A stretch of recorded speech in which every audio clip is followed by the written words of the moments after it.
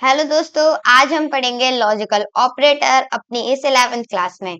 तो आप सभी को ये पता होना चाहिए कि जब हम सी लैंग्वेज को सीख रहे होते हैं तब लॉजिकल ऑपरेटर्स का यूज काफी ज्यादा इंपॉर्टेंट होता है।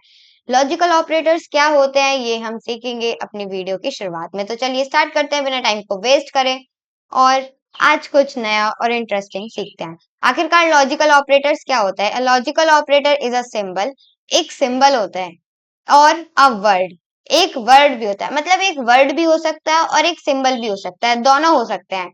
यूज टू जो यूज करे जाते हैं कंबाइन किसी चीज को, किसी भी कंडीशन को मिलाने के लिए या फिर मॉडिफाई करने के लिए। मान लीजिए आपको कोई दो कंडीशन देनी है और दोनों एक ही सेंटेंस पे है, तो आपको कोई एक करेगा फिर नहीं करेगा, इसीलिए दो एक ही चीज में दो कंडीशन को देने के लिए यहाँ पर हम लॉजिकल ऑपरेटर्स का यूज करते हैं। तो यहाँ पे हमारे जो लॉजिकल ऑपरेटर्स हैं, जो हमारी कंडीशन है, वो दो तरीके से वर्क करती है, एक ट्रू वैल्यू के लिए और एक फॉल्स वैल्यू के लिए। मतलब जो भी हमारे पैरामीटर्स हैं वो ट्रू हो सकता है या फिर फॉल्स हो सकता है। ठीक है, किस चीज में हो सकता है? लॉजिक्स में हम इसको लगा सकते हैं, प्रोग्रामिंग में लगा सकते हैं और मैथमेटिक्स में भी लगा सकते हैं। तो सीखते हैं एंड का क्या मतलब होता है। एंड हमारा होता है एंड, ये जो आपको आगे दिख रहा है ये है हमारा सिंबल एंड का, जिसे हम लिखते टाइम जब हम प्रोग्रामिंग करेंगे उस टाइम हम इसको यूज करते हैं। एंड जो होता है वो रिटर्न करता है true if both condition are true. And जब ट्रू रिटर्न करेगा जब दोनों कंडीशन ट्रू होंगी। अगर एक भी फॉल्स है तो वो फॉल्स रिटर्न करेगा। लेकिन और जो होता है वो क्या करता है, अगर एक भी हमारी कंडीशन ट्रू है तो वो ट्रू देगा, दोनों फॉल्स है तब फॉल्स देगा, दोनों ट्रू है तो दोनों फिर ट्रू देगा, एक ट्रू है और एक फॉल्स है तो ट्रू रिटर्न करेगा। ठीक है, ये वाली चीज आपको समझनी होगी। उसके बाद नॉट। नॉट क्या होता है? नॉट को हम अपने रिप्रेजेंट करते हैं एक्सक्लेमेटरी साइन से। जैसे हम अपनी सी प्रोग्रामिंग में नॉट को नॉट बोलते हैं। ये क्या करता है? एक रिजर्व्ड रिजल्ट है। ये क्या होता है? ये ट्रू आता है जब कंडीशन फॉल्स होती है, और जब कंडीशन फॉल्स ट्रू होती है तो रिटर्न क्या करता है? फॉल्स रिटर्न करता है। तो ये वाली चीज आप अच्छे से समझिएगा। ये मैंने यहाँ पे कोड लिख रखा है, यहाँ पे ना समझाकर मैं आपको सीधे कोड ब्लॉक्स पे लेके जाऊंगी, जिससे आप और भी अच्छे तरीके से जल्दी से सीख पाओगे। तो मैंने अपना कोड ब्लॉक्स ओपन कर लिया है, न्यू फाइल को ओपन करेंगे और इसको सेव कर लेंगे। याद रखिएगा ये सीखना बहुत ज्यादा जरूरी है मेरे हिसाब से, क्योंकि जब आप बहुत सारी कंडीशंस का यूज करते हो तो इनका यूज करना आसान होता है और कंडीशनों से। ठीक है, तो यहाँ पे मैं लॉजिक नाम लिख देती हूँ, लॉजिक डॉट सी, और डॉट सी लगाना कंपलसरी है। देन हैशटैग इंक्लूड, जो हमारी फाइल होती है हेडर फाइल, उसे हम कहते हैं हैशटैग इंक्लूड stdio.h। उसके बाद मेन लिखेंगे स्ट्रक्चर अपना इस तरीके से, कर्ली ब्रैकेट्स में हम अपनी कोडिंग करेंगे और सबसे पहले इंटीजर हम कोई एज के हिसाब से लेंगे। तो मैं एक ऐसा प्रोग्राम बना रही हूँ, अगर आपकी 18 से कम एज है तो आपके लिए लाइसेंस जो है वो अवेलेबल नहीं होगा। ठीक है, तो मैंने एक इंटीजर बना दिया है, जो हमारा वेरिएबल है वो एज है। देन हम प्रिंट करवा रहे हैं क्या? Enter your age. उसके बाद यो हमारा यूजर है वो क्या करेगा? एंटर करने की कोशिश करेगा। तो उसे एंटर करवाने के लिए स्कैनफ जो हमारा फंक्शन है उसका हम यूज करेंगे। अपने फॉर्मेट स्टफ हमारा फॉर्मेट देंगे, देन आगे कॉमा लगाकर जिस तरीके से हम वैल्यूज को पुट करवाते हैं उसी तरीके से अपने एड्रेस में वैल्यू को करवाएंगे पुट। देन हम एक इफ एल्स का प्रोग्राम बनाएंगे। ठीक है, तो अगर हमारी जो एज है वो छोटी है 18 से, तो हमारे पास क्या प्रिंट होकर आए? You are not eligible for licence. Okay, ये छोटा सा है, आप कुछ और भी लिख सकते हो जो जिस भी चीज का आपको प्रोग्राम बनाना है। बाकी मेरे हिसाब से अभी आपको कॉपी पेस्ट करना चाहिए ताकि आपको और भी चीजें अच्छे से क्लियर हो जाए। देन हम एक एल्स का भी बनाएंगे क्योंकि ये जरूरी है। देन एल्स में हम प्रिंट करवाएंगे यू आर नॉट एलिजिबल। बस इतना ही, इतना काफी है, इससे आप अच्छे से समझ पाओगे। अब मान लीजिए ये 18 से अगर नीचे है तो कहेगा कि यू आर नॉट एलिजिबल।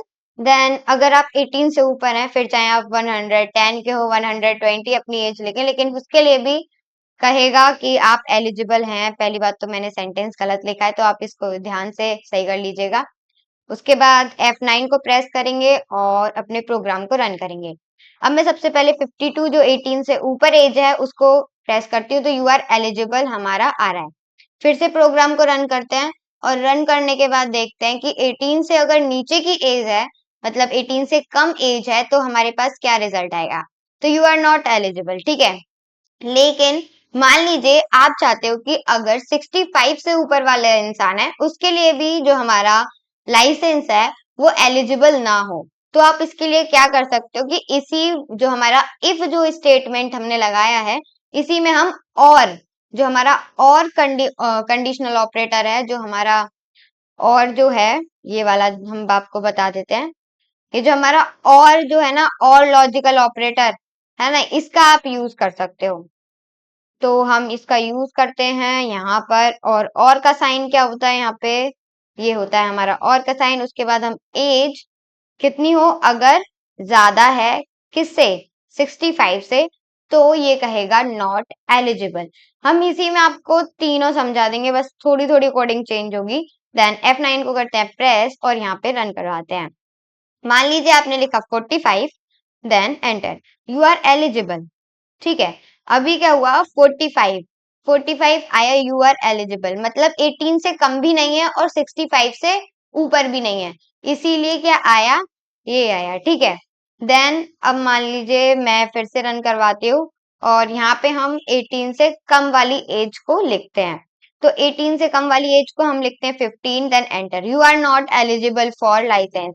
अब यहाँ पे आप ध्यान से देखो, यहाँ पे मैंने कंडीशन कितनी लगाई है, दो, एज 18 से कम होनी चाहिए और दूसरी कंडीशन क्या है कि एज 65 से नीचे होनी चाहिए, मतलब कम होनी चाहिए। ऊपर होगी तो क्या प्रिंट होगा, यू आर नॉट एलिजिबल। ठीक है, लेकिन इसमें क्या हो रही है, हम तो सिर्फ 18 से कम वाली एज को लिख रहे हैं, हम तो 65 से ऊपर लिख ही नहीं रहे हैं। तो आपकी सिर्फ एक कंडीशन यहाँ पर ट्रू हुई है और दूसरी फॉल्स हुई है, लेकिन फिर भी क्या हुआ है यहाँ पे, यू आर नॉट एलिजिबल वही प्रिंट हुआ, क्योंकि अगर हम और जब हम और लॉजिकल ऑपरेटर का यूज करते हैं तो उसके लिए सिर्फ एक कंडीशन ट्रू होनी जरूरी होती है। जब हम एंड का यूज करते हैं तो दोनों कंडीशन हमारी ट्रू होनी जरूरी होती है। एक बार करके देखते हैं एंड लगाने पर इसका क्या आंसर आता है। यहाँ पे हमने एंड साइन लगाया है, F9 प्रेस करते हैं।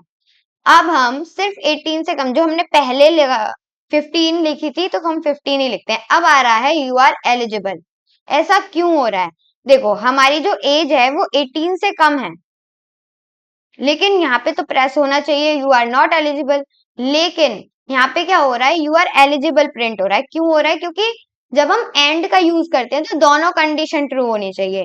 दोनों कंडीशन कौन सी, 18 से कम भी होनी चाहिए और 65 से जो हमारी कंडीशन है वो ज्यादा होनी चाहिए, मतलब जो हमारी एज है वो 65 से ज्यादा होनी चाहिए और 18 से ज्यादा होनी चाहिए, जब 18 से कम होनी चाहिए, जब ये नॉट एलिजिबल दिखाएगा।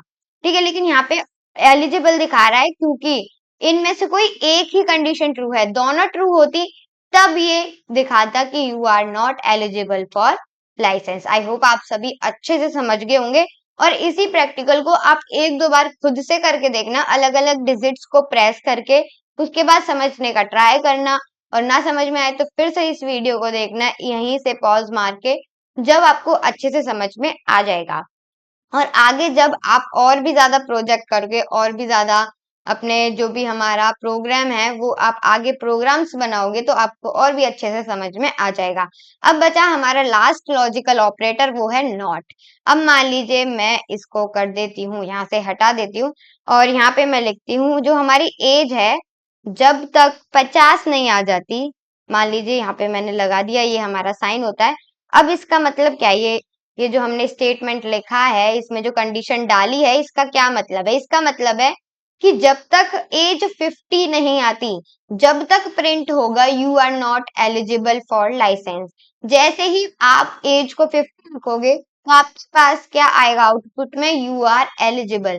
तो जब तक आप 50 एंटर नहीं करोगे, जब तक आपके पास क्या प्रिंट करवाएगा, you are not eligible for licence. चलिए एक बार करके देखते हैं, F9 को प्रेस करते हैं तो यहाँ पे आ रहा है एंटर योर एज। मान लीजिए मैं 41 करती हूँ, देन आपका आ रहा है यू आर नॉट एलिजिबल। ठीक है, मैंने क्या कहा था, जब तक हम एज को 50 प्रेस नहीं कर देते, जब तक क्या दिखाएगा, यू आर नॉट एलिजिबल। और जैसे ही आप 50 प्रेस कर दोगे तो क्या दिखाएगा, एल्स वाली जो स्टेटमेंट है वो वाली आपको दिखाएगा, जो कि है यू आर एलिजिबल। मैं एक बार इसको प्रोग्राम को करती हूँ फिनिश, देन फिर से रन करते हैं। उसके बाद हम लिखते हैं 80। ठीक है, अब हमने बहुत ज्यादा एज कर दिया है, लेकिन इस अभी भी क्या दिखाएगा, यू आर नॉट एलिजिबल। लेकिन इसी प्रोग्राम में अगर आप रन करके 50 को प्रेस करोगे तो आपको क्या दिखाएगा, यू आर एलिजिबल। इसका मतलब है जब आप 50, मतलब जो हमारी 50 है उसको नहीं, जो हमारा यूजर है वो 50 नहीं प्रेस कर देता जब तक आपको एल्स वाली स्टेटमेंट नहीं मिलेगी। अगर आप 50 से अलावा कोई भी डिजिट प्रेस कर रहे हो तो आपको क्या प्रिंट हो, आउटपुट पे क्या दिखेगा, you are not eligible for licence. I hope आप सभी को चीजें क्लियर हो गई होंगी, समझ में आ गई होंगी।